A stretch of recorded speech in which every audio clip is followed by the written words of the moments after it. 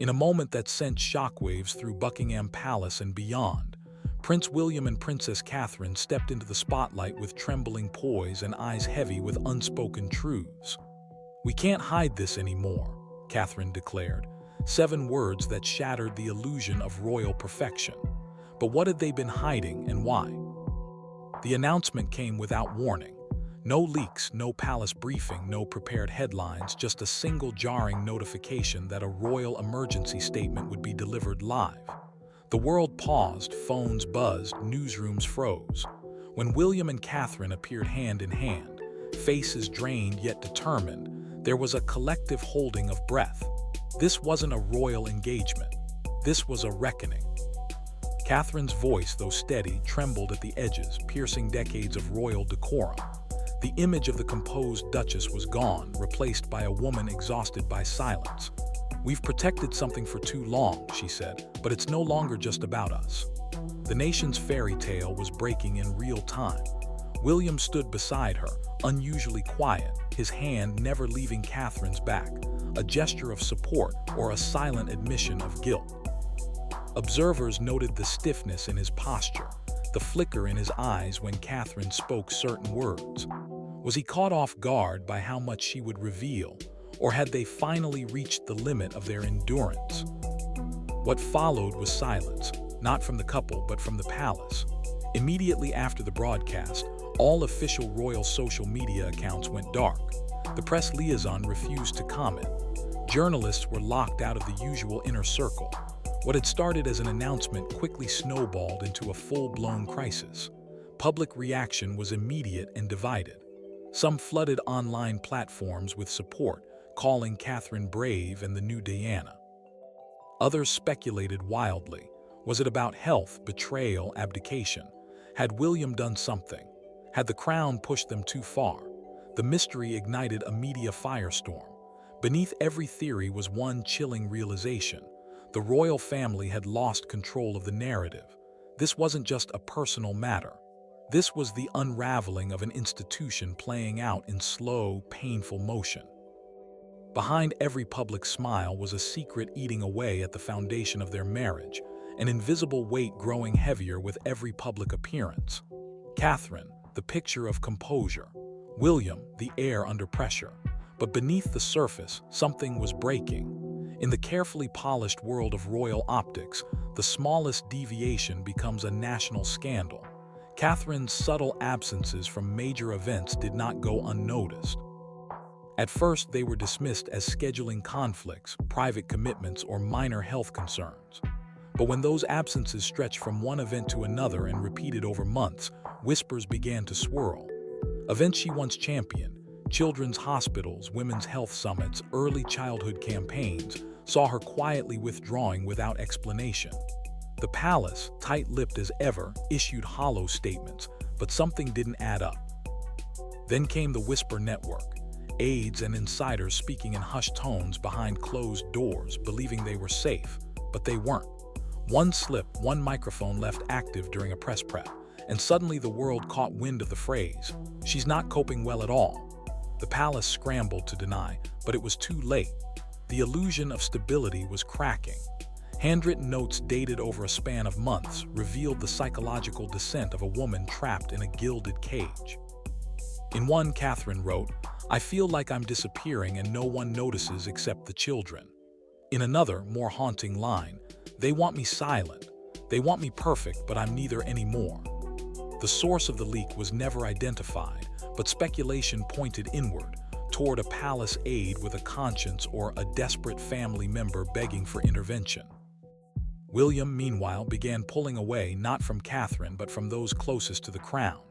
He canceled meetings with Charles and clashed with Camilla behind closed doors. Their once public warmth had cooled. In public, they smiled. In private, they disagreed bitterly. William's frustration grew, especially with what he described to one close friend as the culture of concealment. While the public still clung to the image of a united royal family, Catherine was slipping through the cracks. Late-night visits to London's private clinics became routine, all under aliases. She wore disguises, paid in cash, and not even her most senior aides knew the full truth of where she was going or why. Only William knew, and he wasn't talking. What Catherine faced was more than physical. It was emotional, psychological. The pressure to maintain perfection while hiding pain had become a silent war. The palace didn't blink. As long as the image remained intact, everything else was. Collateral. Catherine, once the monarchy's brightest star, was dimming behind the walls of Kensington. No royal training, media coaching, or lineage of survival could prepare them for what came next. Buried beneath Catherine's absences, her silence, her breaking spirit, was a truth far darker than speculation had dared to imagine. As cracks formed in their once ideal image, palace insiders prepared for a reckoning, one that began with the emergence of a devastating diagnosis. It wasn't scandal that haunted them, it was sickness. For months, Catherine battled an illness hidden from the world, and even inside the palace, few knew the full extent. The future queen was fighting for her life and for her silence. The royal press office issued carefully worded statements. Catherine will be taking time away from royal duties due to a personal matter. No specifics, no details, just enough to quell speculation. Behind closed doors, however, doctors whispered the name of an autoimmune disease, one that slowly, painfully erodes the body's strength and breaks the spirit. For Catherine, it was more than a diagnosis, it was a countdown. Shielding their children became a full-time mission. George, Charlotte, and Louis were told their mother was tired and needed special rest, but children sense more than they're told. Catherine clung to the idea that their innocence must be protected at all costs, her most painful performance yet. William, always composed in public, began to fracture behind the scenes. His temper shortened, patience thinned. At one point, he reportedly walked out of a senior royal briefing mid-sentence, slamming the door behind him. Insiders whispered he wasn't just exhausted, he was unraveling. For the first time, William wasn't afraid of the press. He was afraid of the silence within his own family. The palace, determined to maintain control, launched a quiet operation to suppress the growing whispers. Staff were threatened with extended non-disclosures. Journalists digging too deep were frozen out of future events. One outlet, known for its pro-royal coverage, was mysteriously removed from the road after hinting at Catherine's condition. In the eyes of the firm, truth wasn't just dangerous, it was treason. But truth has a way of bleeding through. One file, one digital trail, one breach. A confidential medical document surfaced first on a fringe forum, then on encrypted journalist networks. It listed a diagnosis, a treatment plan, and a warning from Catherine's physician about the emotional impact of ongoing concealment. It was real, and it was irreversible. The palace panicked. Legal teams were mobilized. Cybersecurity experts traced IP addresses across continents, but it was too late. The public knew, and Catherine, with quiet dignity, made a decision that would mark the turning point in her life. She would no longer hide behind silence. Her condition, her reality, would no longer be a palace secret, not for her, not for her children, and not for a monarchy that demanded perfection in exchange for pain. This wasn't about optics anymore. It was about survival. Illness was only half the secret. The other half was far more politically explosive and deeply personal. While Catherine fought for her health, she discovered something that left her more wounded than any diagnosis could. A betrayal from within a royal deception that questioned everything she believed about her marriage, her title, and her place in the monarchy. It began with whispers, unusual absences, and closed-door meetings. What set Catherine's heart racing was proof: intercepted communications between William and a senior royal whose name remains redacted. The messages were clinical, coded, and chilling. They discussed future realignment, optics transition, and most damning of all, managing Catherine's role, not her health, not her recovery, but her role as if she were an obstacle, not a woman to be protected. The implications were impossible to ignore. Somewhere within the walls that had watched her rise from commoner to future queen, a plan was unfolding, moving pieces around her like a chessboard. And at the center of it, William, the man she trusted. Was he a pawn or a player? What followed was an eruption.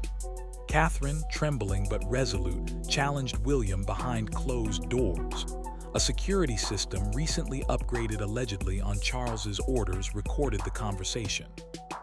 It was never meant for public ears, but it captured raw, venomous, and irreversible truths. Catherine's voice shaking with betrayal, William quiet but defensive. He never denied the communications. He only said, "You don't understand what's at stake." But she did. She understood all too well. The hand of Charles was unmistakable. Rumors of a quiet transition had been swirling for months. The monarch's waning grip and obsession with preserving the crown had accelerated plans Catherine was never supposed to know existed. Plans to sideline her, ease her out of public life, and reframe the royal narrative around William alone. And then there was Camilla, always watching, always calculating. Sources claim she attended key strategy sessions under the guise of health briefings, subtly feeding concerns about Catherine's condition and spinning them into reasons to protect the family image. Behind her smile was a cold campaign of control. If Catherine faded from view, Camilla's position solidified. The damage to the couple's marriage was seismic. For the first time since their wedding, Catherine moved out of their shared quarters for a full week. William canceled engagements, citing personal matters, and aides were instructed to keep their distance. What the public saw was silence. What they didn't see was a couple on the brink of collapse. Catherine had survived media storms, health battles, and royal scrutiny. But this was different. This was betrayal from the very institution she had dedicated her life to. Then came the tapes, never meant to be heard by the public. When private audio recordings surfaced on an anonymous server, the world heard what the palace feared most. The voice of a princess breaking down, a prince torn in two, and a system that demanded silence over truth. The monarchy couldn't control the narrative anymore. The leak was instantaneous, untraceable, and brutal. The audio was raw, unedited, and horrifyingly intimate. In one clip, Catherine whispered to her mother, "I'm not safe here anymore," followed by a long pause and a quiet sob. It didn't sound like a future queen. It sounded like a woman imprisoned by protocol, begging to be seen. In another recording, allegedly from a private discussion at Highgrove, William's voice was low, filled with conflicted frustration. "He wants me to take the crown without her." It wasn't a slip. It was a confession that shattered the last remnants of the royal fairy tale. The suggestion was clear. Charles, under pressure, was preparing a succession bypass that excluded Catherine entirely. The fallout was immediate and nuclear. The palace issued a statement denying the authenticity of the tapes, calling them doctored, deceptive, and defamatory. But no amount of royal spin could put the genie back in the bottle. The voices were unmistakable, the emotion too raw to be fabricated. The public wasn't buying the denials. A viral campaign under the hashtag #ProtectCatherine flooded social media. Millions rallied behind her, demanding accountability. Major news outlets, once loyal to the palace, began airing discussions about abuse of power, mental health negligence, and institutional betrayal. The royal family's grip on the narrative was crumbling. Catherine, already weakened by illness and betrayal, made the most painful decision yet. She withdrew from royal duties, public engagements, and the spotlight that had both elevated and destroyed her. There was no final wave, no farewell statement, just a vanishing act that left the nation stunned. The future queen had gone quiet, and that silence roared louder than any address from the palace balcony. Amid the chaos, one name went missing from the royal calendar. Camilla, the queen consort, once omnipresent beside Charles, was suddenly absent. No public sightings, no scheduled appearances, no explanation. Some called it strategy. Others suspected something far more sinister. A forced retreat while internal fires were put out. Whatever the reason, the timing was no coincidence.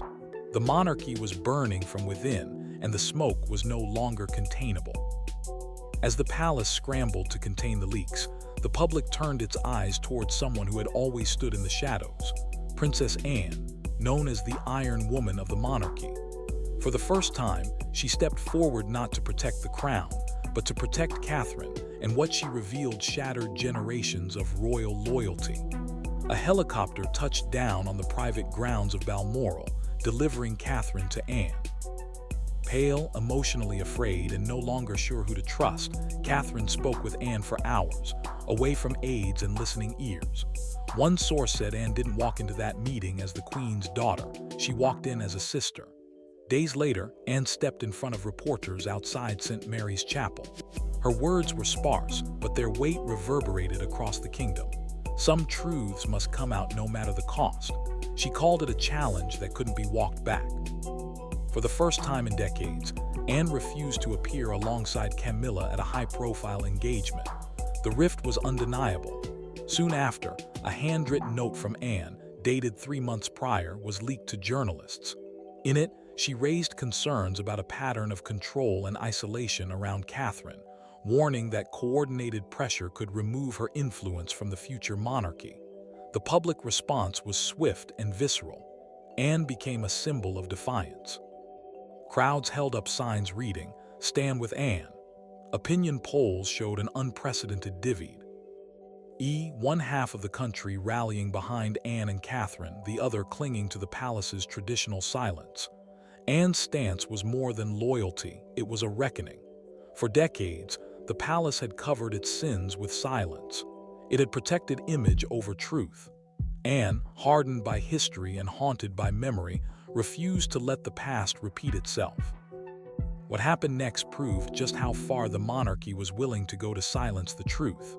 Emails were deleted, phones tapped, stories planted. The palace had gone into full damage control mode. Catherine, once the golden jewel of the monarchy, had become the biggest threat to its survival. Anonymous royal sources began whispering to favored tabloids about Catherine's emotional volatility, portraying her as unstable, fragile, and unpredictable. Headlines used coded language, concern for her well-being taking time to reflect, struggling behind the scenes. It was character assassination, and it worked. Opinion began to shift. Doubt seeped in. The palace escalated, submitting surveillance footage to a royal court alleging Catherine had suffered a breakdown on palace grounds. The video was quickly exposed as doctored.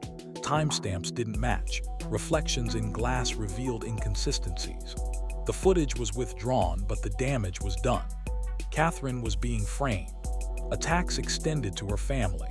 Middleton relatives were accused of leaking information, profiting from royal connections, and interfering with internal matters. Private photos appeared in low-tier outlets. Financial documents were published without context. Behind the smear campaign was not just the media.